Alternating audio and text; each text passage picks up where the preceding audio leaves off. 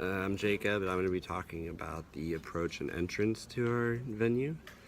Right away, noticeable there are no handicap parking spots or spaces reserved for disabled people, which also means there are not the adequate aisle widths for vans and unloading and loading, as well as handicap signage anywhere in the parking lot. There are easy accessible routes from the parking lot to the entrance, however. They are unobstructed and lead straight to the entrance of the door. The curb ramps, it's pretty flat level surface. There are no curbs or elevated areas in the parking lot. The gravel is equal height with the cement entrance into the building. So that means there are no ramps or other handrails or slopes in the parking lot that would not be ADA compliant. Hi, my name is Kenta. I'm going to talk about the Section 2, access to goods and services. There is no elevator or ramp for the access of wheelchair. The doors equipped with the hardware that are operable with one hand, so they do not require tight grasping, pitching, or twisting of the wrist. The height of it is 40 inches from the floor, which meets with the requirement of the ADA checklists. So there is no access for wheelchair, basically. And yeah, that's it. For our ADA project, our venue was a playground training academy in Clovis. I will be talking about Section 3, which is the restrooms. My name is Efren. So the first thing, when we came to the venue, you see the restroom, there's a green door. The first thing I noticed that there would be a problem, maybe a wheelchair for disabled people would not fit. So that's a big problem.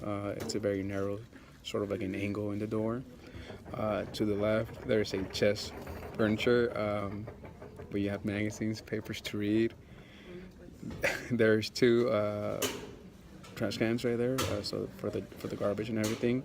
Right across from the entrance door, there's an exit red door across. So you could use that in case of an emergency or anything. You could exit through the back of the restroom. I also noticed there was two outlets and sockets in the restroom that work. The light switch is located next to the red door of the exit. It's in great condition.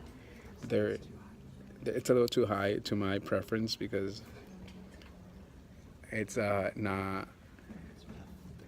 It's above 36 inches for sure.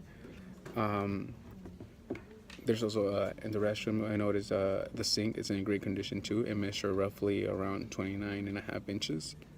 The toilet, which is right next to it as well, it's clean and sanitized. It's around 18 inches.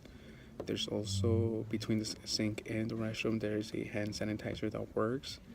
I would say the room is around 10 by 8. It's not a super big room. That could also maybe be a problem because there's not enough space or there's no rails involved, anything there.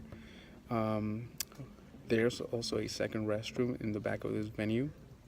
No one really uses that restroom. It's more full of equipment. There's other things that the gym needs there, more like a compliance room, you could say, things that are stacked there. There's not really enough space, so it's not really a recommended restroom. So so in this venue, that restroom, the main one, there's some challenges that it could be fixed or maybe add things to it. So yeah.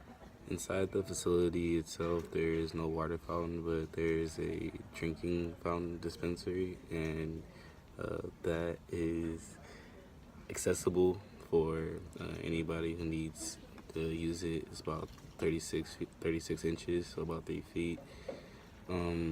There is a phone located inside also, and it's not a phone on the wall, it's on the desk, and that's very accessible to be able to pick up and use if needed for accessibility. Also, there are fire.